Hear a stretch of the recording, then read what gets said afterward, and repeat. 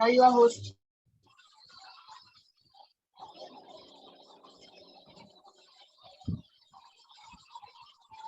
Yes, sir. Now you are. My screen is visible. Means Yes, grade level is sir. visible or not? Yes, sir. Yes, sir. It is Well, sir.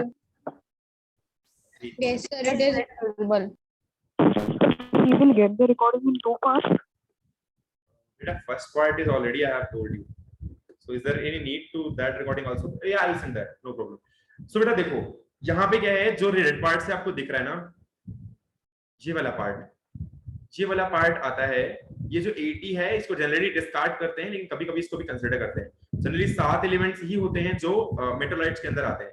अच्छा बेटा एक चीज मैं बताऊं, जो इस red part के left side में है ना, ज्यादातर मेटल्स हैं। ये जो डी ब्लॉक है, ये जो 21 से 30 के नीचे का पूरा पार्ट है ना, ये वाला, इनको बोलते हैं ट्रांजिशन मेटल्स। इनके पास डी ऑर्बिटल्स होते हैं, आपको बाद में पता चल जाएगा 11th वगैरह में जाकर के, लेकिन आपको बस इतना जानना है इस रेड पार्ट के नीचे जो भी पार्ट है, मेटलॉइड का वर्क क्या होता है बेटा? वर्क के बेटा केवल इतना है इनका कि ये जो वर्क कुछ नहीं है, बस केवल ये दोनों क्वालिटी शो करते हैं। क्योंकि अभी जब हम मेटल से नॉन मेटल की तरफ बढ़ रहे थे, अभी देखो carbon, nitrogen, oxygen, fluorine, neon, इसके राइट साइड में जितने हैं सारे नॉन मेटल्स हैं। तो बेटा एटलीस्ट कोई ऐसा पॉइंट ऐसा होगा जहां पर ये बैरियर होगा। तो लिथियम, बेरिलियम तो मेटल थे, लेकिन बोरॉन एक बैरियर है। अब जैसे यहां से बड़े सोडियम, मैग्नीशियम, एल्यूमिनियम, तो सिलिकॉन एक बैरियर। सिलिकॉन के बाद जो पाए जाएंगे वो इस पार्टिकुलर पीरियड के अंदर सारे के सारे नॉन मेटल होंगे। और सिलिकॉन के पहले जो होंगे, आप अगर काउंटिंग देखो तो यहां से स्टार्ट है, 1 यहाँ पे है, 2 यहाँ पे है, 3 यहाँ पे हो, 4 यहाँ पे, 5 यहाँ पे। तो ये स्टार्ट से चलती है और लेफ्ट टू राइट चलती है पीरियड टेबल। जब लेफ्ट टू राइट आप चलोगे ना, तो हर एक स्टेप के बाद 2 से 3 जाओगे, 3 से 4 जाओगे, तो हर एक स्टेज के बाद ये चीजें चेंज होती रहती हैं। तो यहाँ पर सोडियम है, फिर मैग्नीशियम है, फिर एल्यूमिनियम है, तीनों मेटल है। इसके बाद एक नॉन मेटल के बीच का गैप है। तो यहाँ ये चारों प्योर नॉन मेटल है। यहाँ पर दोनों क्वालिटीज होंगी। बेटा अगर कोई 2 चीजें बैरियर में आ रही होंगी तो एटलीस्ट एक पॉइंट तो ऐसा होगा ना जहां पर दोनों क्वालिटीज होंगी। तो यहाँ पर नॉन मेटल क्या, यहाँ पर नॉन मेटल क्वालिटीज भी हो सकती।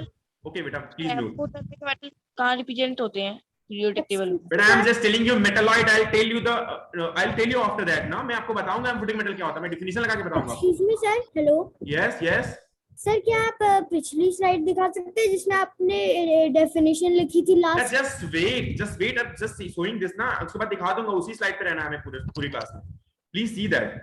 ये देखो यहाँ पर क्या है, जो रेड वाला पार्ट है पूरा का पूरा क्या है, मेटलॉइड का पार्ट है। क्योंकि ये जो नॉन मेटल और मेटल के बीच में ये एक बैरियर का काम करते हैं। अच्छा देखो यहाँ पर एक ही बैरियर इसलिए है क्योंकि यहाँ पर एलिमेंट्स कम है। जो बोरॉन में केवल एक बैरियर, केवल बोरॉन अकेले, इस लाइन में केवल बोरॉन अकेले है।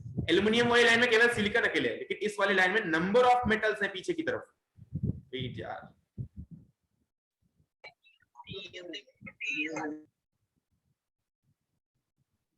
सर वेट सर जी, इस पिक्चर में एस्टेटाइन को भी मेटलॉइड बताया और आपने लिखाया नहीं है। सर एस्टेटाइन भी मेटलॉइड मैंने बोला कि बेटा इसको कम ही कंसीडर करते हैं क्योंकि रेडियो एक्टिव में भी आते लग जाता है, क्योंकि इसके नीचे रेडियो एक्टिव एलिमेंट्स हैं और बहुत रेडियो एक्टिविटी बहुत गलत चीज होती है पीरियोडिक टेबल के अंदर, इसलिए इसको ज्यादातर लिखते नहीं है। इसको मैंने जैसे ही मेटलॉइड पढ़ा वैसे ही मैंने आपको बताया कि ये भी कंसीडर होता है, लेकिन कभी कभी कंसीडर करते हैं। तो आपको याद करना है केवल साथ ही हमेशा। अगर जरूरत है तो आप लिख लो, अगर किसी को ज्यादा जरूरत है इसकी तो प्लीज लिख लो। पीरियोडिक टेबल है उसमें तो अलग से है, उसमें नहीं है। सर 6th में सर डॉट कौन सी है?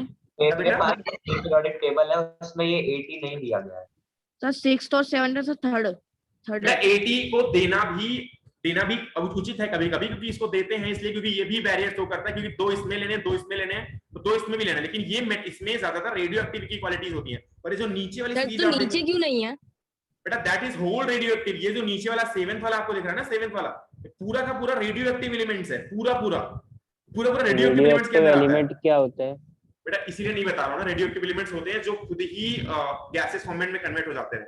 इसमें बहुत सारी रेडिएशंस होती हैं जो कि अगर आप इसको रख दोगे ना तो ऑटोमेटिकली ये खत्म हो जाएगा। अगर मान लो आप कोई एलिमेंट ऐसे आरजी उठाया आपने ना और इसको आपने एटमॉस्फेयर में रख दिया तो धीरे धीरे आरजी ऑलरेडी खत्म हो जाएगा। इसमें बहुत सारी रेडिएशंस निकलेंगी और रेडिएशन के साथ साथ इसके पार्टिकल खत्म हो जाते हैं। बस आप इतना जानो कि रेडियो एक्टिव एलिमेंट्स वो होते हैं जो खुद ही खत्म हो जाते हैं, खुद ही समाप्त हो जाते हैं। रेडियम के बाद भी तो सर आता है कि डॉट क्या नहीं है सर? थर्ड क्या 6th और 7th सर डॉट।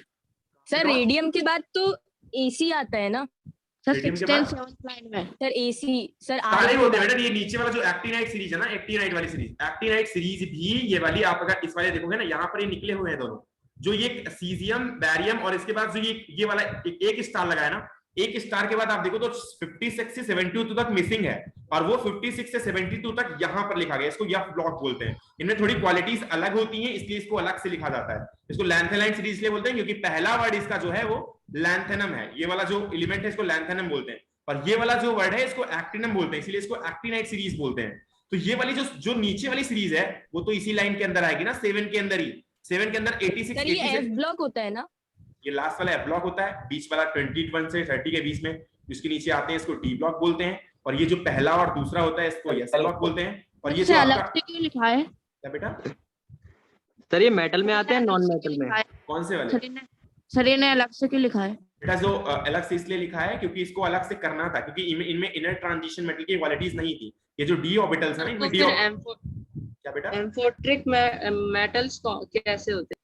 भैया क्यों एम्फोट्रिक की बात कर रहा हूं? मैंने एम्फोट्रिक नहीं लिखा है ना अभी यार, 2 मिनट रुक जाओ, मैं एम्फोट्रिक ही बता रहा हूं ना, प्लीज वेट। अभी मैं मेटलॉइड बता रहा हूं, मेटलॉइड तो समझ लो यार, पूरी डी ऑर्बिटल जाननी है, पीरियोडिक टेबल जाननी है, एफ ब्लॉक जानना है, आपको मेटलॉइड नहीं जानना है। जो रेड में सर सबसे लास्ट में 80 लिखा है सर, वो क्या है सर? वो आपने नहीं सर एस्टेटाइन अब ऐसा क्या हो गया इतनी देर से? वही तो बता रहा हूं यार, वही तो बता रहा हूं कि रेडियो एक्टिव एलिमेंट्स के अंदर रेडियो एक्टिव एलिमेंट की क्वालिटीज इसके अंदर आने लग जाती हैं, क्योंकि 80 के बाद आरएन आएगा, जस्ट उसके बाद एफआर आएगा, तो इसके बाद इसमें थोड़ी थोड़ी रेडियो एक्टिव क्वालिटीज होती हैं, और रेडॉन ऑलरेडी ये नोबेल गैस होती हैं। अब आपको बताऊंगा तो बहुत ज्यादा अंदर जाऊंगा यार, फिर आपको कुछ समझ नहीं आएगा, और फिर क्लास के बाद बोलोगे मुझे कुछ समझ नहीं आया। तो मैं जितना बता रहा हूँ उतना समझो कि ये होते हैं आपके जो मेटल और नॉन मेटल के बीच में डिस्टिंक्शन करते हैं, जिनके बीच में बैरियर बनते हैं, इसको ही हम बोलते हैं मेटलॉइड्स।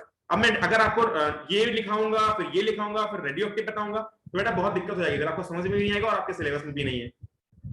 तो अब इतना जानो कि मेटल और नॉन मेटल के बीच में जो बैरियर होता है उसको ही हम बोलते हैं मेटलॉइड्स, और ये 7 एलिमेंट्स पाए जाते हैं। कहीं कहीं 8वां एलिमेंट भी लिखा हुआ होगा, लेकिन आपको मैं बता रहा हूं कि ये रेडियो एक्टिव की क्वालिटी शो करता है, इसलिए इसको हम नहीं लेते हैं। जनरली हम 7 ही लेते हैं, इतना ही आपको जानना है, दिखाना था इसलिए मैंने पीरियड टेबल खोली। अब कोई दिक्कत हो बताओ सर। हाँ बोलो सर ये पूरी पीरियोडिक टेबल में सिर्फ 8 एलिमेंट्स 8 मेटलॉइड्स होते हैं? केवल 7 पूरी पीरियडिक टेबल के अंदर केवल 7, जो 7 आपको लिखाया है। हाँ बेटा, और ये 8 ही रहता है सर? वो क्या बेटा, क्या बोल रहे हो? 8 ही रहता है ना सर एलिमेंट? सर ने बोला ना वो रेडियो बार बार 80 की बात क्यों कर रहे हो? जबरदस्ती एक एलिमेंट क्यों ऐड करना है यार? मैं बोल रहा हूँ कि नहीं जल्दी से करते हैं, अगर आपको करना है तो 80 को भी कर लो, कुछ बना लेना 80 को। मैं बार बार बोल रहा हूँ कि रेडियो एक्टिव की क्वालिटीज होती हैं उसके अंदर, इसको कंसीडर नहीं करते हैं। बहुत सारी पीरियडिक टेबल के अंदर नहीं दिखेगा 80 आपको, अगर मैं कहो तो बाहर जाके दिखा भी दूं। अब देखो कुछ सारे में देखोगे ना, उसमें कुछ में नहीं भी दिखेगा 80। अभी तो यहाँ पे नहीं है, ज्यादातर में दिखाया गया है आप, लेकिन देखोगे तो मैंने वैसे नोट्स भी बनाई थी पहले इसकी, तो मेरे को पता था कि 80 ज्यादातर शो नहीं करते हैं क्योंकि वो रेडियो एक्टिव के अंदर आते हैं। लेकिन आपको जानना है तो आप 80 लिख सकते हो यार, इट्स अप टू यू, ठीक है। कोई अभी दिक्कत है तो बताओ नॉन मेटल के अंदर, मेटलॉइड के अंदर? सर ओके, तो अभी मैं एम्फोटिक में पढ़ूं, फिर कोई दिक्कत तो नहीं है? No sir. Yes sir sir. Metalloids का नेचर कैसा होता है? बता दिया प्रॉपर्टीज के अंदर बेटा, ये देखो प्रॉपर्टीज लिखाई हुई है बहुत बड़े बड़े अक्षरों में। Metalloids are the properties that are intermediate between metals and non metal. इनकी जो क्वालिटीज होंगी मेटल और नॉन मेटल के बीच में होंगी, और इनके पास कुछ बहुत सारी प्रॉपर्टीज होती हैं, क्योंकि मेटल और नॉन मेटल से मिक्स होती हैं, इसलिए इनको कैरेक्टराइज करना बहुत डिफिकल्ट है, इसलिए हम इसको ज्यादा जानने की कोशिश नहीं करते हैं। तो मेटलाइट के पास दोनों ही प्रॉपर्टीज होती हैं, मेटल की और नॉन मेटल की। अब जैसे नॉन मेटल का ऑक्साइड बनता है, उसका भी ऑक्साइड बनता है, वो सब डिफरेंट चीजें होती हैं, तो उसको हम अलग तरीके से रिप्रेजेंट करेंगे। लेकिन आप एक बार इसको लिख लो, फिर अभी मैं एम्फोटिक पे चलता हूँ। कोई अगर दिक्कत है तो बताओ मेटलॉइड के अंदर भी, फिर फोन मत करना बेटा। हाँ क्या सर मेरा एक क्वेश्चन था। यस बेटा बोलो। Sir what is water made of? Water? What is water made of? What is water made up of? Yes sir. Beta, that is H2O, hydrogen and oxygen, both are the non-metals, and I'll tell in some classes if you will just try to ask it in the extra classes. I'm just telling you something, so please write it down. Water के पास hydrogen oxygen होता है, ये covalent bonded से bonded होते हैं, इनके पास बहुत सारे मॉलिक्यूल्स होते हैं, हाइड्रोजन बॉन्डिंग की पाई जाती है, बहुत सारी चीजें लिखा दूंगा। आप कोई क्लास देते ना मेरे को एक्स्ट्रा क्लास, उसमें बता दूंगा। अभी आप एम्फोटिक मेटल पे चलते हैं, ठीक है। प्रॉपर्टीज मैंने लिख दी हैं। मेटलिक ऑक्साइड्स आर बेसिक और एसिडिक। क्या बेटा? मेटलॉइड ऑक्साइड्स आर एसिडिक और बेसिक? बेटा डिपेंड करता है, ज्यादातर आपसे पूछा तो नहीं जाएगा, लेकिन ये दोनों ही क्वालिटीज इसमें पाई जाती है, मेटल और नॉन मेटल के बीच में। लेकिन ज्यादातर मेटोलाइट्स होते हैं वो मेटल की क्वालिटी शो करते हैं, इसलिए बेसिक ही पाए जाते हैं ज्यादातर मेटल। सर सारी मेटल की क्वालिटीज नहीं होती ना मेटलॉइड्स में? सारी मेटल की, हर मेटल मतलब सर नॉन मेटल वो मेटलॉइड्स रहते हैं सर, उनमें नॉन मेटल और मेटलॉइड्स वो नॉन मेटल और मेटल्स दोनों की क्वालिटी रहती है। नहीं आज एम्फोटिक में बता रहा हूँ, वो भी जब आप एसिड और बेस में बता रहा था, इसीलिए मैंने आपको नहीं बताया उस क्लास में। एसिड और बेसिक क्वालिटीज जब हम लिखते हैं ना, तब हम बोलते हैं कि मेटोलाइट जो एम्फोटिक मेटल होते हैं उनमें दोनों क्वालिटी सेम होती है। जस्ट आप डिफिनीशन लिखो, मैं समझा रहा हूँ दोनों ही चीजें। Please write the definition. Amphoteric metal, amphoteric metals element Zn, Al, Sn, Pb और यहाँ पे बीच में अरे आपने उस दिन बता दिया था। बेटा इसकी डिफिनीशन भी लिख लो, नहीं तो बाद में बोलोगे कि इसमें क्या होता है। इसमें डिफिनीशन भी बहुत चीजें हैं अंदर, मैंने बहुत चीजें नहीं बता दी, केवल उस दिन आपको मुझे ऑक्साइड्स पढ़ाने थे, इसलिए ऑक्साइड्स के मैंने बता दिया था कि इनमें दोनों क्वालिटीज पा सकते हो, दोनों क्वालिटीज मिल सकती है। क्या BE लिखा है? Yes, I am writing on the screen. It's 5th or 6th time on the screen. क्योंकि मैंने बहुत बार ये चीज लिखी हुई है। ये यहाँ पे गैलियम भी कंसीडर करते हैं, लेकिन ज्यादातर आप चाहो तो गैलियम को डिस्कार्ड भी कर सकते हो। ज्यादातर आप 5 जनाब अली सनक पढ़े। हाँ, तो आपने आपसे याद कर सकते हो, कुछ भी बना सकते हो इसको। तो आगे हम बताते हैं इसके जो डिफिनीशंस हैं। तो amphoteric compounds,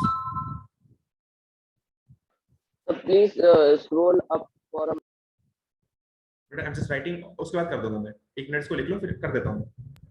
okay. Is a molecules or ion that can react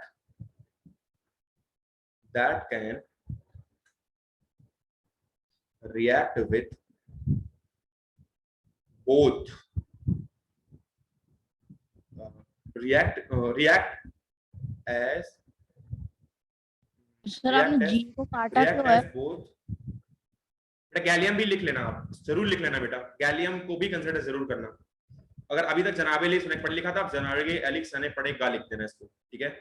please gallium लिख देना, नहीं तो फिर कोई फोन करेगा। सो जनाबे अली सनक पढ़ेगा तो गैलियम भी लिख लेना। Can react with both as an acid and as a base. जो एम्फोटिक कंपाउंड्स होते हैं, या जो इन जो मेटल होते हैं, इन मेटल से बनने वाले जो कंपाउंड होते हैं, वो एसिडिक और बेसिक दोनों ही क्वालिटीज शो करती है। मैंने आपको इसलिए उस दिन बताया था कि दोनों मेटल और नॉन मेटल के बारे में, क्योंकि मेरे को एक दिन लिखाना ही था, मैंने सोचा कि आपको बता दूं मेटल और नॉन मेटल दोनों ही चीजें इसमें पाई जाती हैं, इसलिए ये एसिड और बेस दोनों क्वालिटी शो करते हैं। बट एक्चुअली ये कंपाउंड की क्वालिटी होती है कि एसिड की तरह से भी बिहेव करता है और ये बेस की तरह से भी बिहेव करता है। तो आपको जब भी अब बताना होगा कि एम्फोटिक कंपाउंड्स के बारे में, तो आपको बताना है, या एम्फोटिक मेटल्स के बारे में बताना है, तो आपको बताना है कि इसके ज्यादातर जो कंपाउंड्स होते हैं वो एसिड की तरह से भी रिएक्ट कर सकते हैं और बेस की तरह से भी रिएक्ट कर सकते हैं। मतलब कुछ कभी कभी ये होगा कि वही कंपाउंड सेम, अभी मैं आपको रिएक्शन एक दो बताऊंगा जरूर अभी आगे, लेकिन आपको बस इतना बता रहा हूं कि एसिड भी हो सकता है ये और बेस भी हो सकता है, दोनों की तरह से ये रिएक्ट कर सकता है। मेटल सेम ही होगा, जैसे Zn ऑक्साइड था, उस दिन बताया था Zn ऑक्साइड के बारे में, जैसे Zn ऑक्साइड है या फिर Al2O3 है, तो ये सभी एम्फोटिक ऑक्साइड्स हैं। इनमें एसिडिक क्वालिटीज भी होती हैं, बेसिक क्वालिटीज भी होती हैं। जब एज ए एसिड ये रिएक्ट करेंगे तो इनमें एसिडिक क्वालिटीज शो होंगी, और जब एज ए बेस ये रिएक्ट करेंगे तो यहाँ पर बेसिक क्वालिटीज शो होंगी। तो इनमें एज एसिडिक और एज ए बेसिक दोनों तरीके से ये रिएक्ट कर सकते हैं। तो एसिडिक क्वालिटीज भी इसके अंदर होती हैं और बेसिक क्वालिटीज भी होती हैं, तो आपको ध्यान में देना। आगे कोई किसी को ऊपर लिखना है बेटा, क्या बोल रहे थे आप? बेटा बाउंस तो नहीं जा रहा, कोई दिक्कत तो नहीं किसी को? No sir, no sir, no sir. Already बता दिया है बेटा क्लास में मैंने इसको एम्फोटिक के बारे में। मैं अभी क्या सर ये पीबी है कि सर पीडी है? पीबी है बेटा, लेड। ओके ऊपर किसी को लिखना था या फिर मैं आगे चलूं? सही कंटिन्यू। ठीक है, तो सबसे पहले लिखो एम्फोटिक ऑक्साइड।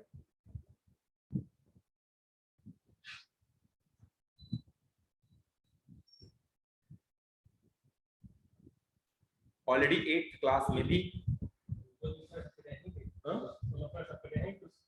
नहीं, विवेक सर से मिल लीजिए। सर आपने सर ये ब्लॉक में क्या लिखा है सर, आप एक बार फिर से बता सकते हो? कौन से ब्लॉक में बेटा? नहीं अभी तो नहीं है। कि आपने कौन से बेटा, कौन से ब्लॉक में? सर एम्फोटेरिक कंपाउंड्स के नीचे। एम्फोटेरिक कंपाउंड के ये वाले जो लिखे हैं? Yes sir.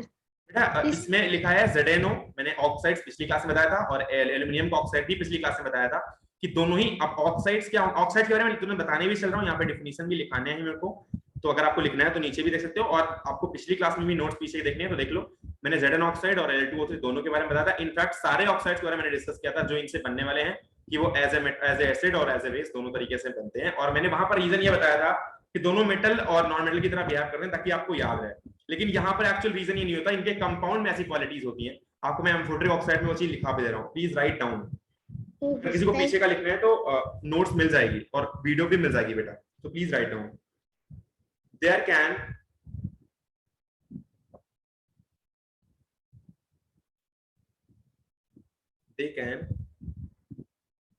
we have both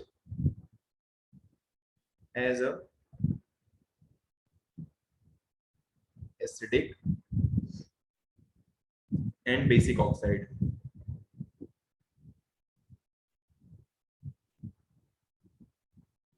Okay. Amphoteric oxide have बेटा 8th क्लास में था एम्फोटेरिक ऑक्साइड, इसलिए मैं आपको बता रहा हूँ कि आप में बहुत लोगों को नहीं पता है, बिल्कुल ही नहीं पता है। और मैं अभी सच बताऊं तो 8th क्लास के मॉड्यूल में भी एम्फोटेरिक ऑक्साइड्स हैं। Amphoteric oxide have feature of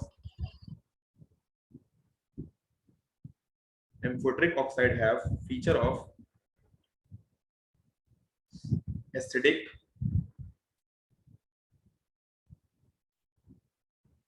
as well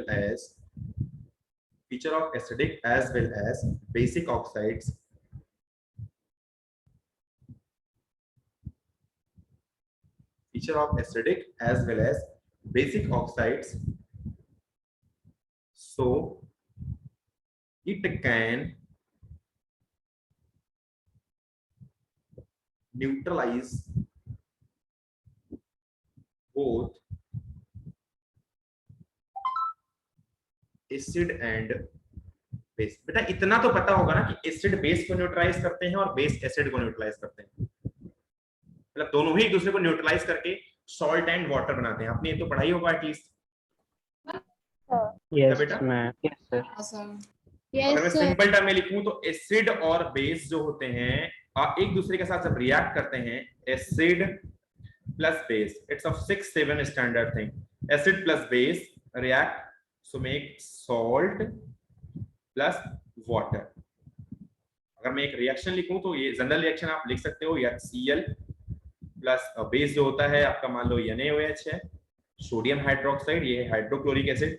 अगर दोनों की रिएक्शन करेंगे तो ये बनाएगा सोडियम क्लोराइड जो आप नमक खाते हो, प्लस H2O जो वाटर होता है। तो ये एक दूसरे को न्यूट्रलाइज करेगा, एक में से Na प्लस, इसमें तो H प्लस Cl माइनस में टूट जाएगा, ये वाला Na प्लस OH माइनस में टूट जाएगा। Na प्लस की रिएक्शन Cl से हो जाएगी, दोनों में आयन एक्सचेंज रिएक्शन होगी, और OH प्लस की रिएक्शन OH माइनस से होगी, तो दोनों ही वाटर बना देंगे। तो ये दोनों जो रिएक्शन होती है इसको बोलते हैं आयन एक्सचेंज रिएक्शन। ये उसमें से नहीं है, इसको अलग से बता रहा हूँ मैं, आयन एक्सचेंज रिएक्शन।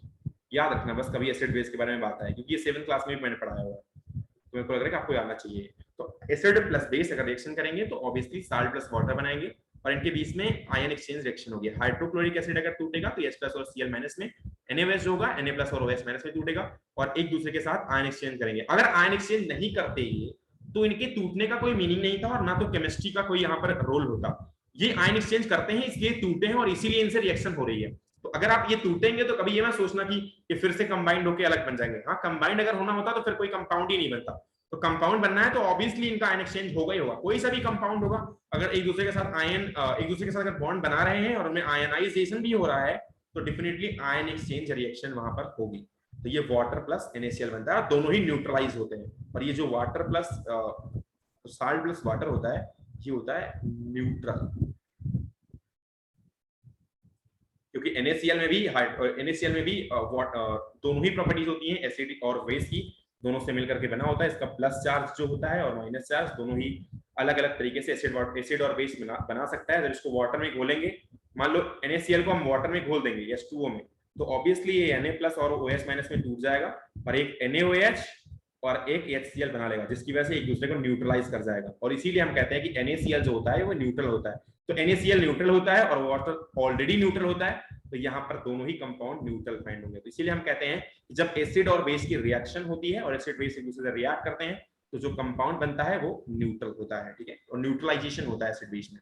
तो हमने डिफिनीशन में लिखा है amphoteric oxide have feature of acidic as well as basic oxides, so it can neutralize both acid and base. अच्छा एक बात बताओ कि एसिड को एम्फोट्रिक ऑक्साइड कब न्यूट्रलाइज करेगा? सर जब वो बेसिक क्वालिटीज दिखाएगा, जब अपनी बेसिक क्वालिटीज दिखाएगा। बिल्कुल, अगर वो एसिड को न्यूट्रलाइज कर रहा है तो ऑब्वियसली वो फिर अपनी बेसिक क्वालिटीज भी न्यूट्रलाइज कर सकता है, एसिड को भी कर सकता है, बेसिक को भी कर सकता है, क्योंकि इसके अंदर एसिडिक प्रॉपर्टी भी होती है और बेसिक भी होती है। तो यहाँ पर एम्फोट्रिक ऑक्साइड जो होगा वो कैसा होगा बेटा? बेसिक होगा। सर और अगर दो एम्फोटेरिक ऑक्साइड्स को हम ऐड करेंगे तो क्या होगा? सर इसमें एक पॉइंट और लिख सकते हैं ना, क्या? They can adapt themselves according to the solution, according to the situation, sir, to make neutral. हाँ बता सकते हैं, बोल सकते हैं। मैं आपको रिएक्शन लिखाऊंगा, उसके बाद लिखा दूंगा उसको। एसिड प्लस एम्फोट्रिक ऑक्साइड अगर ये बेसिक होगा तो यहाँ पर न्यूट्रलाइज करेगा, और अगर ये बेस से रिएक्ट करेगा तो ये फिर जो एम्फोट्रिक ऑक्साइड आपका होगा ये होगा बेटा एसिडिक क्वालिटी शो करेगा, और एसिडिक क्वालिटी शो करेगा फिर ये बनाएगा न्यूट्रलाइज करेगा। सर जी अपने आप ही बेसिक और एसिडिक प्रॉपर्टी शो ऑब्वियसली अगर अपने आप, अगर इसीलिए हम इसको एम्फोट्रिक बोलते हैं और इसीलिए स्पेशल होता है। मेरे जेईई मेन के पेपर में भी एम्फोट्रिक ऑक्साइड से क्वेश्चन आया हुआ था, तो मैंने पेपर दिया था जेईई मेन का। इनफैक्ट एडवांस में भी क्वेश्चन आते हैं बहुत ज्यादा, जब आप पेपर देते हो तो बहुत सारे क्वेश्चन मिलते हैं एम्फोट्रिक ऑक्साइड्स के, और बहुत ज्यादा एम्फोटेरिक ऑक्साइड्स को ऐड करेंगे एम्फोटेरिक ऑक्साइड से तो वो न्यूट्रल बनेगा। बेटा दोनों का तो मैंने नहीं देखा रिएक्शन कहीं, जैसे मान लो ZNO है तो ZNO के साथ रिएक्शन करेगा, ऐसा तो कोई रूल नहीं है, मेरे को नहीं लगता कि ये होता होगा। वैसा होता नहीं है बेटा कि दोनों ही नहीं अलग अलग में करे तो अलग अलग में कैसे? अलग अलग में तो करके दिखा ही रहा हूँ मैं आपको, एसिड और बेस तो करके दिखा ही रहा हूँ एम्फोट्रिक ऑक्साइड। लेकिन जैसे एल्यूमिनियम और अच्छा ठीक है ZNO प्लस BeO कह रहे हो ना? हाँ सर। नहीं कंपाउंड तो नहीं बनेगा कोई, बिकॉज आयन एक्सचेंज केवल हो सकता है, और आयन एक्सचेंज होगा तो केवल सेम ही चीज बनेगी। क्योंकि यहाँ पर अगर कंपाउंड में बनाऊं तो आपको मैं दिखा देता हूँ, ये मान लो ZNO है प्लस BeO है। कभी अगर ऐसा क्वेश्चन आ जाए तो आपको पता होना चाहिए। देखो अब मान लो ZNO है BeO है, अब अगर Zn टूटेगा तो बेटा यहाँ पर केवल दो ही रिएक्शन पॉसिबल हो सकती है, आयन एक्सचेंज। तो आयन एक्सचेंज यहाँ पर Zn++ में टूटेगा और ऑक्सीजन -- में टूटेगा। आपको ऑलरेडी आयन का एक मैंने वीडियो क्लास 8 का 7 का मैंने सेंड किया हुआ है, अगर आपने देखा है तो आपको पता होगा। बी होगा या B++ और ऑक्सीजन -- में सेंड चला जाएगा। अगर इसके बीच में कोई आयन एक्सचेंज होती है, मैंने ऑलरेडी 1 मिनट पहले भी बताया आपको कि ऑब्वियसली अगर इनके पास आयंस में या आयनाइजेशन इनका हो चुका है तो डेफिनेटली इनके पास आयन एक्सचेंज होगी। अगर आयन एक्सचेंज होगी तो ये वाला Zn इस ऑक्सीजन के साथ जाएगा और ये वाला बेरिलियम इस ऑक्सीजन के साथ जाएगा, तो ये बनाएगा क्या? दोनों ही कंपाउंड फिर से सिमिलर बन जाएंगे, सेम आ जाएंगे, क्योंकि सर दोनों के पास कंपाउंड इसके सिमिलर ही बन जाएंगे, ZNO प्लस BeO। तो रिएक्शन करने का कोई मीनिंग ही नहीं है बेटा, ठीक है? बात समझ में आई? किसी को कोई दिक्कत तो नहीं रही इसमें? No sir. No sir. दोनों चीजें सेम ही बन जा रही है रिएक्शन करके, तो वहां पे रिएक्शन नहीं होगी। अच्छा जो रिएक्शन है जो इंपॉर्टेंट है वो मैं बता देता हूँ। बहुत बार बड़े लेवल पे भी क्वेश्चन पूछे जाते हैं जो इंपॉर्टेंट रिएक्शंस हैं, जैसे ZNO। यस बेटा बोलो। सर एम्फोट्रिक ऑक्साइड्स न्यूट्रल हो सकते हैं? नहीं न्यूट्रल नहीं होते, या तो स्लाइटली एसिडिक होंगे या तो स्लाइटली बेसिक होंगे, या तो एसिडिक क्वालिटी शो करेंगे या तो बेसिक क्वालिटी शो करेंगे, न्यूट्रल तो नहीं होते। सर अगर हम उसे एम्फोट्रिक ऑक्साइड को अगर हम H2O में डाल दें तो क्या वो न्यूट्रल होगा कि एसिडिक की बेसिक? वो डिपेंड करता है कि कौन सी क्वालिटी शो करना है वहाँ पे। एसिड वाटर में तो ऐसे कोई रिएक्शन नहीं है जनरली कि ZNO सीधे रिएक्शन करता है। सर जैसे अगर हम उसे एसिड के साथ रखते हैं जरूरी है कि वो बेस ही जैसे करे? अगर हाँ वेट एक चीज और है, अगर वाटर में डालेंगे तो वाटर में ज्यादातर ये बेसिक क्वालिटी ही शो करता है, बिकॉज ZN हाँ एक चीज बतानी थी आपको, ये भी चीज वाटर में अगर हम डालते हैं तो ये जो वाटर है, वाटर के पास ZNO का रिएक्शन होता है। अब ये ओवरऑल जो कंपाउंड बनाता है ये ZnOH का होल ट्वाइस बनाता है, और OH का होल ट्वाइस जो OH- बनता है ना, ये बेसिक होता है। सर वो बेस हो जाएगा फिर। यस, तो ये बेसिक क्वालिटी शो करता है अगर वाटर में अगर हम इसको कंसीडर करते हैं तो। अगर दोनों रिएक्शन हम डिफरेंट भी एम्फोट्रिक ऑक्साइड हाँ जितने भी ऑक्साइड्स हैं आप मिलाओगे, इनफैक्ट आप एम्फोटेरिक ऑक्साइड ही नहीं, अगर आप मेटल ऑक्साइड कोई भी मिलाओगे ना, मेटल ऑक्साइड को अगर आप किसी भी मेटल ऑक्साइड को अगर आप बेस के साथ मिलाओगे ना, अरे वाटर के साथ, तो जनरली रिएक्शन करके ये बनाता है, खास करके एल्कालाइन सबसे ज्यादा करता है। एल्कालाइन मतलब एल्कालाइन अर्थ मेटल वाले जो ऑक्साइड होते हैं जैसे CaO, BeO, MgO, ये वाले जो रिएक्शन होते हैं MgO, CaO, BeO और SRO, ये वाले बेटा इनको एल्कालाइन मेटल बोलते ही इसीलिए हैं क्योंकि ये जो वाटर के साथ रिएक्शन करते हैं, तो वाटर के साथ रिएक्शन करके बनाते हैं बेस, और बेस बनाने की वजह से ही इनको हम एल्कालाइन बोलते हैं, क्योंकि ये जो बेस पाए जाते हैं इनके कैल्शियम हाइड्रोक्साइड, कैल्शियम OH का hold price, beryllium hydroxide BeOH का होल्ड प्राइस, MgOH का होल्ड प्राइस, ये सारे के सारे जो बेस होते हैं ना, ये सारे के सारे अर्थ में पाए जाते हैं, अर्थ के अंदर या अर्थ के किसी न किसी कंस्टिट्यूएंट में पाए जाते हैं, इसीलिए इसको हम एल्कलाइन अर्थ मेटल बोलते हैं। जो भी हम कभी भी इसको हम पढ़ते हैं ना सेकंड वाले ऑर्बिट, सेकंड वाले ग्रुप को, ये देखो ये वाला जो ग्रुप है ना, ये beryllium, magnesium, calcium, strontium, barium, radium, ये पूरा एल्कलाइन अर्थ मेटल है। ये वाला एल्कली मेटल है, जो पहला वाला है इसको एल्कली मेटल बोलते हैं, दूसरे वाले को एल्कलाइन अर्थ मेटल बोलते हैं। एल्कलाइन अर्थ मेटल बोलने का रीजन ही यही है कि इनके जो ऑक्साइड होते हैं अगर वो वाटर के साथ रिएक्शन करते हैं तो बनाते हैं बेस, और जो बेस बनते हैं वो सारे के सारे बेस अर्थ में पाए जाते हैं। ठीक है, hello? Yes, sir. Okay. Yes, sir, can you explain that what are the difference between alkali earth minerals and alkali earth metals and alkali metals? Yes, beta. Yeah, beta. I'll explain that. Just wait a minute and just give me for representation of this amphoteric. Amphoteric खत्म करते ही मैं बता देता हूँ, एक minute रुक जाओ। तो amphoteric में क्या है बेटा, क्योंकि रिएक्शंस में बतानी बहुत जरूरी है। जैसे ZNO है, अब ZNO आपको मैंने बताया कि ZNO एसिडिक की तरह से बिहेव करेगा और बेसिक की तरह से। अभी तो मैं केवल एसिड और बेस लिख के बता रहा था, यहाँ पर मैंने दोनों चीजें बताई है, केवल यहाँ पर लिखा हुआ है चीजों को, 1 और 2 चीजों को लिखा है, केवल एसिड और बेस की तरह से रिएक्शन करेंगे तो एम्फोटेरिक ऑक्साइड दोनों ही सेम हो तो ये नेचर डिफरेंट शो करेगा। अच्छा, अब मैं आपको बताता हूं कि ये कैसे रिप्रेजेंट कर सकता है अपनी रिएक्शन के अंदर। तो रिएक्शन इसकी बन सकती है जैसे ZNO है, अगर आप इसकी रिएक्शन कराएंगे HNO3 के साथ तो ये क्या करेगा, बनाएगा ZnNO3 का hold price plus H2। Sir आप थोड़ा सा नीचे कर सकते हैं? यस बेटा, यस।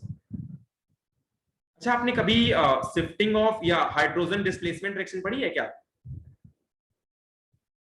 No sir. कोई भी एसिड जो होते हैं, जो मेटल होते हैं, नहीं 10th में नहीं बेटा, 8th क्लास में, I will send you module, 8th class में भी है जो इलेक्ट्रोकेमिकल सीरीज है, it is expanded in 10th। Okay ठीक है, अब शायद आपके भी मॉड्यूल में है आगे, तो आपको मैं बता दूंगा, एक बार देखता हूँ मॉड्यूल, आपके मॉड्यूल में भी शायद हाइड्रोजन को डिस्प्लेस करने वाली रिएक्शंस हैं आगे चल के। मैंने शायद एक दिन देखा था, मेरे को याद नहीं है, मैंने मॉड्यूल ज्यादा चेक नहीं किया, तो शायद आपके मॉड्यूल में भी है, मैं आपको पढ़ाऊंगा वो रिएक्शंस। तो ये जो मेटल होते हैं ना, आप प्लीज इसके बारे में पूछना मत, मैं आपको पढ़ाऊंगा जरूर, ज्यादा बार मत पूछना क्योंकि क्लास लंबी जाएगी। जब ये जो मेटल होते हैं ना, मेटल ऑक्साइड से मेटल होते हैं, अगर मान लो Na भी ले लिए तो यहाँ पे Na ले लेते या Mg ले लेते, तो ये करते क्या है, जैसे मान लो यहाँ पर जो रिएक्शन होती है, तो जब ये एसिड के साथ रिएक्शन होती है, अच्छा ये तो पता होगा ना HNO3 एसिड है, आपको शायद बताया भी है मैंने क्लास में। यस सर, पता है, आपको बताया था भैया, already strong acid, strong base, weak acid हमने बताया हुआ है ना। Yes sir. यार सबने एसिड तो पता है ना, हमने 7th में भी पढ़ा था। ओके ठीक है, तो एसिड के साथ अगर ये रिएक्शन करता है तो सीधे इसका सॉल्ट जो भी इसका नेगेटिव आयन होता है, जैसे HNO3, तो करता क्या है, जैसे आप कोई भी मेटल ले लो, Mg ले लो, तो Mg क्या करेगा, Mg सीधे HNO3 के साथ रिएक्ट करेगा, रिएक्ट करते वक्त केवल क्या करेगा, केवल इसके आयंस को तोड़ेगा H+ और NO3- में, और इसके NO3- के साथ अपनी वैलेंसी को कंप्लीट करेगा। Mg++ होता है, H को बाहर कर देगा, H को बाहर कर देगा। Mg के पास प्लस होता है, 2H+ आएगा, 2H+ आएगा और ये H2 बनाएगा, और H2+ MgNO3 का होल्ड प्राइस बन जाएगा। Sir high reactive metal low reactive metal को हटा देगा। या बिल्कुल, दो मॉलिक्यूल्स होंगे ना। बिल्कुल दो मॉलिक्यूल ही होंगे बेटा, क्योंकि दो मॉलिक्यूल मिलेगा, NO3 दो कैसे फाइंड हो पाएगा। लेकिन आपको कभी एक चीज बता दो, मैं केमिस्ट्री में आगे बेटा प्लीज वेट, अगर केमिस्ट्री में कोई रिएक्शन लिखनी है तो इस चीज की जरूरत नहीं है 2 4 5 7, यहाँ पर 2 4 5 7 स्टाइसोमेट्रिक कोएफिशिएंट की जरूरत केवल तब पड़ती है बेटा, तब पड़ती है केवल, जैसे यहाँ पर भी मैंने HNO3 अकेले लिखा है, केवल तब पड़ती है जब कोई बैलेंस रिएक्शन लिखने के लिए कहे। अगर कोई नहीं कहता है तो एज इट इज रिएक्शन आपको लिखनी है, एज इट इज रिएक्शन बतानी है। समझ पा रहे हैं ना, रिएक्शन में कभी भी स्टोइकोमेट्रिक कोएफिशिएंट को नहीं लिखना है, अगर स्टोइकोमेट्रिक कोएफिशिएंट लिख रहे हो तो कोई बात नहीं, वो गलत नहीं होगा, लेकिन अगर आप स्टोइकोमेट्रिक कोएफिशिएंट लिखने की आदत डालोगे ना, इसको स्टोइकोमेट्रिक कोएफिशिएंट बोलते हैं, जो भी यहाँ पर स्टार्ट में मल्टीप्लाई तो जितने नंबर ऑफ ये होते हैं इसको स्टोइकोमेट्रिक कोएफिशिएंट बोलते हैं। अगर आप इनको लिखने की आदत डालोगे ना तो आपको रिएक्शन याद करनी पड़ जाएगी फिर, क्योंकि फिर कोई ऑप्शन नहीं बचता है इसको बताने का। एक बार मैं ये बता सकता हूँ कि मेटल एसिड को डिस्प्लेस करके हाइड्रोजन और मेटल नाइट्रेट देगा, लेकिन फिर ये नहीं बता सकता मैं कि कितने नंबर ऑफ कितने होंगे, फिर आपको याद करनी ही पड़ जाएगी। तो आप प्लीज इस चीज को समझो कि जब भी आपको याद करनी हो रिएक्शन, जब भी लिखनी हो, ट्राई करो कि डायरेक्ट मेटल लिखो, डायरेक्ट जो भी रिएक्टेंट और प्रोडक्ट लिखने की कोशिश करो। बेटा जो इस तरफ होते हैं इसको बोलते हैं रिएक्टेंट, जो रिएक्ट करते हैं उनको रिएक्टेंट, और जो प्रोडक्ट बन के आते हैं उनको बोलते हैं प्रोडक्ट। तो यहाँ पर इस वाले रिएक्शन में Mg++ प्लस HNO3 दोनों रिएक्टेंट हैं और हाइड्रोजन प्लस MgNO3 का होल प्राइस दोनों प्रोडक्ट है। आपको मैं जनरल केमिस्ट्री में बहुत सारी चीजें बता रहा हूँ 20-20 में, तो प्लीज लिखते जाना, ये नहीं कि हमें नहीं बताया। सर ZNO में पॉजिटिव क्या है? Zn पॉजिटिव होगा कि O? बेटा ऑब्वियसली Zn++ पॉजिटिव होगा, ऑक्सीजन के पास सर नेगेटिव लक्ष्य होगा। गुप्ता सर चैट में लिख उसका रहा है O कि किधर टाइम गया? ओवर हो गया है। बेटा Lakshya Gupta please leave the class if you have not time, please leave the class. So मैं रिएक्शन भी बता नहीं पाया क्योंकि क्वेश्चंस बता रहा था। देखो ZNO प्लस HNO3, यहाँ पर मैं रिएक्शन लिखवानी है दोनों एसिड और बेस के साथ। तो पहली रिएक्शन है, मैं ब्लू पेन से लिख देता हूँ, पहली रिएक्शन है ZNO की, अगर हम रिएक्शन करेंगे HNO3 के साथ तो ये ऑब्वियसली आपको ZnNO3 का whole twice plus H2 provide करेगा। अगर मैं इसी ZNO की रिएक्शन किसी बेस के साथ कर दूं, किसी बेस के साथ और प्लस बेस यानी कि NaOH लगा दूं यहाँ पर, तो ये जो कंपाउंड होगा ये बन करके आएगा Na2ZnO2 प्लस H2। तो यहाँ पर जो एम्फोटेरिक ऑक्साइड का कमाल है, इसने एसिड के साथ भी रिएक्शन किया और बेस के साथ भी रिएक्शन किया, इसीलिए इतने इंपॉर्टेंट होते हैं। और फिर बड़े बड़े एग्जाम में भी एम्फोटेरिक ऑक्साइड्स के एग्जांपल्स पूछे जाते हैं, क्योंकि कभी दो रिएक्शन आ जाएंगी और दोनों रिएक्शन में आपको पता नहीं होगा कि अगर दोनों रिएक्शन लिक्विड मान लो, अगर आपको सही से कॉन्सेप्ट नहीं पता, आपको पता है कि भैया जब एसिड के साथ ऑलरेडी रिएक्शन कर रहा है तो बेस इसका उल्टा होता है, इसके साथ रिएक्शन करनी ही नहीं चाहिए, क्योंकि एसिड के साथ जो बेसिक कंपाउंड होंगे वही रिएक्शन करेंगे, सीधे न्यूट्रलाइज करेंगे जो बेसिक कंपाउंड होंगे। अब अगर ऑलरेडी ये बेसिक कंपाउंड की तरह बिहेव कर चुका है तो यहाँ पर ये बेस की तरह से बिहेव करेगा और यहाँ पर ये as a acid behave sir दोनों के प्रोडक्ट का क्या होगा, एसिड बेस? सर बता दो। बताया तो ये तो Na2ZnO2 बनेगा, एक ZnNO3 का होल ट्वाइस बनेगा। दोनों ही प्रोडक्ट तो बता दिया बेटा, दिख नहीं रहा क्या स्क्रीन पे? दिस इज प्रोडक्ट, दिख रहा है sir. This is product and this is sir reactant. Acid हो गया या बेस? बेटा that is neutralised, acid plus base will react, neutralised form will be coming. ये देखो यहाँ पे लिखा हुआ है कहीं पे मैंने, ये देखो, if acid plus base will react the neutralized form will come, neutralize करेगा एसिड और बेस। जब भी एसिड और बेस कभी भी रिएक्शन करें किसी भी केमिस्ट्री में, चाहे ऑर्गेनिक केमिस्ट्री के एसिड बेस के साथ रिएक्शन कर रहे हो, चाहे इनऑर्गेनिक में कर रहे हो, चाहे वो कहीं भी आपको मिल जाए, अगर एसिड और बेस रिएक्शन कर रहे हैं तो हमेशा वो एक दूसरे को न्यूट्रलाइज करेंगे, न्यूट्रलाइज फॉर्म फाइंड हो। Okay sir. Sir yes sir अगर दो एसिड रिएक्ट करेंगे तो सर वो एसिड ही बनाएंगे? बेटा एसिड और एसिड जनरली रिएक्ट नहीं करते हैं, कभी नहीं करते हैं, बेस और बेस कभी रिएक्ट नहीं करते हैं, केवल कुछ कंडीशंस होती है जिसमें करते हैं और वो आपको हाई लेवल बताया जाएगा। केवल HNO3 और H2SO4 ही ऐसे एसिड्स हैं जो, क्योंकि इसमें HNO3 और H2SO4 इसकी कुछ प्रॉपर्टी होती है, क्वालिटी होती है कि डिस्प्लेस कर पाता है एक दूसरे को। जो इसका ये वाटर है ये इसको डिस्प्लेस कर सकता है। तो मान लो अगर इसका सॉल्ट है NaSO4 और इसका NaNO3, तो ये रिएक्शन कर देता है सॉल्ट में बना करके, लेकिन आपको बताया जाएगा। और यहाँ पर अगर आप करोगे ना रिएक्शन आयन एक्सचेंज, तो दोनों ही कंपाउंड सेम फाइंड हो जाएंगे पहली बात तो, लेकिन इसकी कुछ क्वालिटीज होती हैं, अगर आपको कहोगे तो किसी दिन मैं बता दूंगा एक्स्ट्रा क्लासेस में, लेकिन आपको जरूरत नहीं है आई थिंक उस चीज को जानने की। तो बस आप इतना जानो कि एसिड और acid will never react, base and base will never react, कुछ एक्सेप्शंस को छोड़ो उसको आप, ठीक है सर? मींस उनकी एक टाइप से वो डेंसिटीज होगी तो एक दूसरे को फ्लोट करेंगे, वो मिक्स हो जाएंगे। कौन सर दो एसिड्स और दो बेस अगर अपन मिक्स करते हैं, हमारे डेंसिटी पे डिपेंड कर सकता है, अगर किसी की डेंसिटी ज्यादा है किसी की कम है तो वो नीचे ऊपर बैठ जाएगा, बट रिएक्ट नहीं करेगा ओवरऑल। सर और डेंसिटी इक्वल हुई तो? डेंसिटी इक्वल हुई तो सेपरेटेड रहेगा, एक ही डायरेक्शन में रहेगा, और क्या। मान लो डेंसिटी इक्वल हुई तो सेपरेटेड डायरेक्शन रहेगा, कभी नीचे जाएगा कभी ऊपर जाएगा। Okay sir. और कोई क्वेश्चन बेटा, कोई दिक्कत तो नहीं है आज की क्लास में? यहाँ पर बेटा मेटल ऑक्साइड ने यहाँ पर सर प्लीज स्क्रॉल डाउन। बेटा मैंने एम्फोट्रिक ऑक्साइड्स और मेटालॉइड्स दोनों में डिफरेंस बता दिए। आपको जब भी एम्फोट्रिक पढ़ना, एम्फोट्रिक ऑक्साइड्स के बारे में जानना, इसकी इंपॉर्टेंट कैपेबिलिटीज हैं। आपको एम्फोट्रिक बताया जाता है केवल ऑक्साइड्स को बताने के लिए, क्योंकि मैंने पिछली क्लासेस में आपको ऑक्साइड्स बताया हुआ था, इसलिए मैंने मेटालाइट को डिस्कस नहीं किया। केवल ऐसे बोल दिया कि इसमें मेटल नॉन दोनों की क्वालिटी होती है, इसलिए एसिड बेस दोनों शो करता है। लेकिन एक्चुअली में उसके ऑक्साइड के अंदर मेटल और नॉन मेटल के जो बनने वाले कंपाउंड्स हैं उनकी क्वालिटी होती है, इसलिए वो एसिड और बेस दोनों की क्वालिटी शो करता है। Sir, can we leave now? बेटा you can leave, but is there any problem with anyone? आज की क्लास की स्लाइड्स भेज सकते हैं? सर ये रेड वाला समझ नहीं आया। सर और आप रिकॉर्डिंग आज ही भेज देना। बेटा जिसको लीव करना है लीव द क्लास, जिसको क्वेश्चन पूछने हैं present in the class please, no problem. जिसको लीव करना है इसमें सेकंड वाला समझ नहीं आया। बेटा बाय। कोई हो सकता है? बेटा बोलो क्या बोल रहे हो? सर सेकंड वाला समझ नहीं आया, रेड वाला। सेकंड में रेड वाला, अच्छा बेटा जो Mg+HNO3 है, Mg+ ये वाला ना, ये वाला, यस सर ये वाला, ओके मैं बताता हूँ। सर आप रिकॉर्डिंग आज ही भेज देना। सर आप ये ब्लू इस क्लास की स्लाइड्स भेज सकते हैं? ZnO+NaOH है उसका रिएक्शन समझा देंगे। किसकी पहले इसको देख लो, ये वाला रिएक्शन, और बेटा रिकॉर्डिंग आज मैं भेज दूंगा पक्का, जो भी बोल रहा है। अब H+ और NO3- में टूट गया, ठीक है। NO3- के पास एक नेगेटिव चार्ज, बेटा एक मिनट वेट करना। यस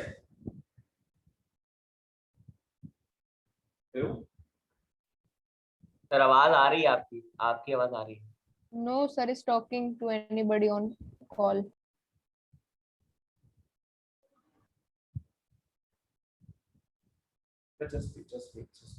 हाँ बोलो बेटा। तो यहाँ पर हुआ क्या बेटा, HNO3 क्या हुआ, HNO3 को मैंने दो पार्ट में तोड़ा, तो H+ NO3- बन गया। लेकिन प्रॉब्लम ये है बेटा कि यहाँ पर दो पॉजिटिव चार्ज हैं, और दो पॉजिटिव चार्ज को बैलेंस करने के लिए please watch my charge video, I already send you on the group. मैंने 8th क्लास को पढ़ाया था, मैंने ऑलरेडी आपको सेंड किया, प्लीज सी दैट, बिकॉज उसमें बहुत सारी चीजें हैं। तो यहाँ पर HNO3 जो है, okay I will send it again, okay sir, thank you sir. यहाँ पर NO3- है, यहाँ पर NO3- है, तो NO3- और NO3- के पास दो चीजें हैं। अब Mg++ क्या करेगा बेटा, Mg++ के पास क्योंकि दो पॉजिटिव चार्ज है, तो इसको ऑब्वियसली दो नेगेटिव चार्ज की जरूरत पड़ेगी, और एक NO3 के ऊपर केवल एक नेगेटिव चार्ज है, इसलिए जब भी ये रिएक्शन करेगा दो नेगेटिव चार्ज की जरूरत करेगा और कंपाउंड बनेगा। बेटा please mute your mic. MgNO3 का whole twice, this is the compound. Okay बेटा, क्या हो गया? Is there any problem with anyone sir now? उसमें दो पॉजिटिव चार्ज थे, इसलिए वो दो पॉजिटिव चार्ज थे, इसलिए NO3 के मॉलिक्यूल्स दो आए। Yes सर समझ आ गया। रिएक्टेंट और प्रोडक्ट। बेटा रिएक्टेंट वो होते हैं जिनसे मिल करके रिएक्शन होती है, और प्रोडक्ट वो होता है जो बन करके आता है। अगर इस रिएक्शन में देखो तो हमेशा समझो जो लेफ्ट साइड है एरो के वो रिएक्टेंट है, और जो राइट साइड है एरो के वो क्या है, प्रोडक्ट है। explain zinc with base? Zinc with base, sir, this fourth reaction. Zinc with किसके साथ, बेस के साथ, ओके ओके बेटा, this is a compound. if I tell you the mechanism for this, it will be very difficult for you, just try to remember it। एक compound बना है, आपको बन गया है, इसके पास अगर आपको बताना चाहूँ तो Zn++ में टूटता है, दो Na के मॉलिक्यूल आते हैं, Na भी टूटते हैं, और Na और Zn क्या करते हैं, दो क्योंकि Na के पास ऑलरेडी +1 चार्ज है, तो Na के दो मॉलिक्यूल इकट्ठे होते हैं, तो +1 मतलब +2 चार्ज हो जाता है। But it's very difficult to understand. और एक होता है Zn++ के पास दो चार्ज है, तो इसके बाद दो चार्ज होता है, और ऑक्सीजन के पास -2 चार्ज होता है, तो उसके दो मॉलिक्यूल लेते हैं, तो यहाँ पर माइनस चार्ज होता है, तो दो यहाँ पर 4 हो जाता है, +4 और यहाँ पर -4, दोनों चीजों को बैलेंस करते हैं, इसीलिए Na2ZnO2 बन जाता है। तो नो प्रॉब्लम, आपको केवल रिएक्टेंट्स और प्रोडक्ट याद रखने हैं इसके। Okay sir, thank you. Is there any problem? Sir Yes? वो उसको न्यूट्रल बनाने के लिए यहाँ पर जो आपने रिएक्शन बताया था MgHNO3 वाली वो कर दीजिए। इसमें दो मॉलिक्यूल तभी है ना क्योंकि ताकि वो न्यूट्रल हो जाए। MgNO3 वाले में बेटा यस सर। न्यूट्रल चार्ज को करते हैं, आई ऑलरेडी सेंड यू, आज सेंड करूंगा, वीडियो देख लेना। न्यूट्रल हमेशा चार्ज को करते हैं, अगर आप कंपाउंड को बना रहे हो तो न्यूट्रल चार्ज को करते हैं, तो चार्ज को करने के लिए दोनों चार्ज न्यूट्रल होने चाहिए, मतलब माइनस माइनस अगर जाएगा तो यहाँ पर -2 हो जाएगा और यहाँ पर +2 ऑलरेडी है, तो यहाँ पर दोनों चार्ज बैलेंस होकर के 0 बना देंगे। सर NO3 की भी अपनी एक स्टोरी, क्योंकि N के पास +1 होता है क्या? तो सर NO3 को बैलेंस करने के लिए मैग्नीशियम अपने 2 चार्ज देता है, तो NO3 वोल्टेज करता है। बिल्कुल ये आयनिक सॉलिड्स आयनिक कंपाउंड्स में डायरेक्ट हम इसको कंसिडर भी कर सकते हैं, लेकिन ऑब्वियसली यार आप धीरे से याद रखो इसको, बस प्लीज याद रखो कि Mg के पास जब भी चार्ज किसी दो चीजों के ऊपर आता है और अपोजिटली चार्ज होते हैं तो चार्ज एक दूसरे को बैलेंस करने चाहिए, तभी कंपाउंड बनता है। अब जैसे वाटर ही है, वाटर में क्या है कि H के पास +1 चार्ज होता है और ऑक्सीजन के पास -2 चार्ज होता है, तो इसीलिए 2 हाइड्रोजन यूज होते हैं, H2O। आपको सेंड किया था, आपने देखा नहीं वीडियो, बट मैंने बहुत अच्छे लेवल पे बताया हुआ था। और 1 पॉइंट यस सर देखा है सर आप Mg प्लस सर आई वो वाला सर रिएक्शन फिर से बता दीजिए सर। वो 1.5 घंटे का लेक्चर है ना? यस वो 1.5 आवर का लेक्चर है बेटा, मैंने ऑलरेडी सेंड किया है उसको आपको ग्रुप पे। हां बोला क्या तो बोला? आप रिसेंड कर सकते हैं आज। क्या बेटा? सर वो लेक्चर आप रिसेंड कर सकते हैं आज ग्रुप में। हां रिसेंड कर दूंगा बेटा। और कोई दिक्कत है बेटा किसी को? सर रिएक्शन फिर से बता दीजिए। MgNO3 वाला? Yes sir. This is 2 negative charge या 2 पॉजिटिव चार्ज, क्योंकि यहाँ पर 2 है इसलिए हम NO3 के 2 मॉलिक्यूल ले लेंगे ताकि इसको बैलेंस कर पाइए, क्योंकि 2 चार्ज अगर -1 के इनटू में 2 करोगे तो यहाँ पर -2 हो जाएगा और यहाँ पर +2 ऑलरेडी है, तो दोनों एक दूसरे को बैलेंस कर जाएंगे और चार्ज 0 बनाएंगे, तो इसलिए हम इसको MgNO3 volt wise. Please mute your mic बेटा, please mute your mic. Sir आप सर एक बार सर ये बता सकते हो सर ZNO प्लस H2O वाला? ZNO प्लस बेटा, ZNO प्लस H2O कौन सा? सर जो आपने सर इधर सर ZNO प्लस H2O बनता है ZnOH2। हाँ यहाँ पर क्या होता है, ऑक्साइड क्या करता है, जब भी एम्फोटेरिक ऑक्साइड रिएक्शन करता है वाटर के साथ, तो मान लो वाटर के साथ रिएक्शन करके बनाता है Zn हाइड्रोक्साइड, ये बेसिक फॉर्मेट में आता है बेटा। तो सर ये सर एसिड प्लस बेसिक होता है ना? क्या सर ये सर बेसिक बनता है तो सर ZNO सर एसिड होगा? क्यों? वाटर तो न्यूट्रल है बेटा, कंपाउंड्स भी बन गया, आपको इससे मतलब नहीं है कि किससे बनाया हुआ है, ये बेसिक ही रहा होगा यहाँ पर, तभी तो बेसिक बनाया, क्योंकि वो अरे बेटा +1 + 0 कितना आता है? +1 ही तो आता है। अगर -1 + 0 करेंगे तो -1 आएगा, तो यहाँ पर एसिड +0 करेंगे, तो एसिड आएगा। अब बेस +0 करेंगे तो बेस आएगा, और 0 इसलिए कह रहा हूँ क्योंकि वाटर के पास 0 है सब कुछ, न्यूट्रल होता है। ओके ठीक है बेटा, स्टॉप करें फिर, कोई दिक्कत तो नहीं अभी? No sir. किसी कोई प्रॉब्लम? सर जैसे हम जैसे Ca2O2 को हम CaO लिख सकते हैं, सर वैसे ही हम कैल्शियम ऑक्साइड को सर जैसे उसकी वैलेंसी के हिसाब से जैसे NCERT ने दिया, हम उसे Ca2O2 होता है, हम उसे सिंपल फॉर्म हम CaO लिख सकते हैं। यस बेटा, yes I told you in the, अगर आप उसको देखोगे ना कंपाउंड के जो फॉर्मेट है, या वीडियो है, मैं 2 वीडियो आपको भेजूंगा, दोनों वीडियो में आपको कंफर्म हो जाएगा। मैंने आपने बताया था सर, आपने बताया था वाली वीडियो में। सर जैसे हाइड्रोजन पेरोक्साइड का फॉर्मूला H2O2 होता है, तो हम उसे सिंपली HO भी लिख सकते हैं? नहीं बेटा, बिकॉज़ हाइड्रोजन पेरोक्साइड एक अलग टाइप का मॉलिक्यूल है, यहाँ पर बहुत जरूरत होती है। हाइड्रोजन पेरोक्साइड एक बहुत डिफरेंट मॉलिक्यूल है जिसमें ऑक्सीजन के बीच बॉन्ड होता है, और जब किसी मॉलिक्यूल के अंदर ऑक्सीजन के बीच में बॉन्ड होता है, यहाँ पर सारी चीजें बदल जाती हैं। हाइड्रोजन पेरोक्साइड का बहुत बड़ा यूज है आपकी केमिस्ट्री के अंदर, और हाइड्रोजन पेरोक्साइड जो होता है ये पेरोक्साइड बॉन्ड कब बनता है? जब ऑक्सीजन के बीच में बॉन्ड होता है, और जनरली ये बॉन्ड बनता नहीं है ऑक्सीजन के बीच में, बहुत कम कंपाउंड बनता है, और जहां पर कम कंपाउंड बनता है वहां पे चार्ज वार सब बदल जाते हैं, इसलिए हम H2O2 पे कभी ये सब काम मत करना बेटा, समझ रहे हो? तो हाइड्रोजन पेरोक्साइड H2O2 मत करना, क्योंकि हाइड्रोजन पेरोक्साइड में होना बहुत जरूरी है। H2O2 है ना, यहाँ पर दोनों ऑक्सीजन का होना बहुत जरूरी है, क्योंकि अगर HO कर दोगे तो पता ही नहीं चल पाएगा कि 2 ऑक्सीजन के बीच बना है कि 100 ऑक्सीजन के बीच बना है, तो हर जगह स्टोइचियोमेट्री नहीं लगती है बेटा। तो जहां पर कंपाउंड का फॉर्मेट आ जाए, जहां केमिकल कंपोजिशन की बात करेंगे तो वहां पर हम डिफरेंट नहीं कर पाएंगे, क्योंकि ऑक्सीजन के बीच में बॉन्ड होना बहुत बड़ी बात होती है बेटा। क्या बता रहे बेटा, क्या बोल रहे हो? Okay sir. H2O2 के अलावा सर किसी और में भी कर सकते सर? तो मतलब वो ऑक्सीजन के बीच बॉन्ड मतलब बहुत रेयरली होती है। ऑक्सीजन के बीच में किसी कंपाउंड में अगर बॉन्ड बना है तो बहुत सारी क्वालिटीज को चेंज करता है वो, आगे पढ़ोगे आप 11th क्लास में, ऑक्सीडेशन स्टेट ही पूरी चेंज हो जाती है।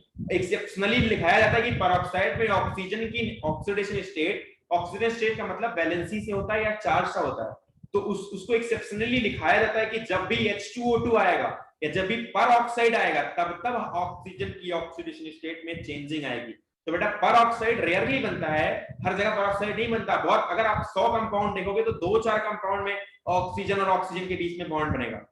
समझ रहे हो बेटा? सर मींस पर ऑक्साइड और पर हाइड्रोक्साइड वगैरह यूजुअली जिनके नाम में पर लगता है वो यूजुअली बहुत रेयर होते हैं। हाँ बहुत रेयर ही होते हैं, लेकिन पर ऑक्साइड एक अलग ही नाम है, नाम भी जाना पहचाना नाम है। ये ऑक्सीडेशन रिडक्शन दोनों की तरह से वर्क कर सकता है, और ये पॉजिटिव चार्ज में जा सकता है, नेगेटिव चार्ज में जा सकता है। इसमें बहुत सारी क्वालिटीज होती हैं। आपके तो सिलेबस में शायद नहीं है, अगर होगा तो मैं बताऊंगा। हाइड्रोजन पेरोक्साइड के बारे में हमको लगता है 10th में है हाइड्रोजन पेरोक्साइड, तो अगर होगा तो पढ़ा दूंगा बेटा, कोई दिक्कत नहीं है। और कोई दिक्कत तो नहीं है केमिस्ट्री में? अभी लेक्चर समझ में आ रहे हैं सारे? Yes sir. Yes sir. Sir आप रिकॉर्डिंग जल्दी भेज देना सर, एक और बात जो कि बिल्कुल बेटा, बिल्कुल बेटा, बिल्कुल। ऑल द बेस्ट, बाय बेटा। Bye sir. लास्ट वाली इक्वेशन सर वो याद ही करनी है। क्या बेटा? सर जो आपने लास्ट वाली इक्वेशन लिखवाई थी सर वो हमें लर्न करनी है। लर्न तो लगभग सारी करनी पड़ेगी बेटा, कैसे क्या हो रहा है, कैसे क्या नहीं हो रहा है। तो अगर आप सर क्योंकि उसमें समझ नहीं आ रहा सर, क्योंकि बैलेंसिंग कैसे हुई है सर, आप लास्ट हाँ तो याद करना पड़ेगा बेटा, NH2 भी याद करना पड़ेगा, याद कर लो। Okay sir. ठीक है, और कोई दिक्कत तो नहीं है किसी को? Thank you sir. बाय बेटा, बाय।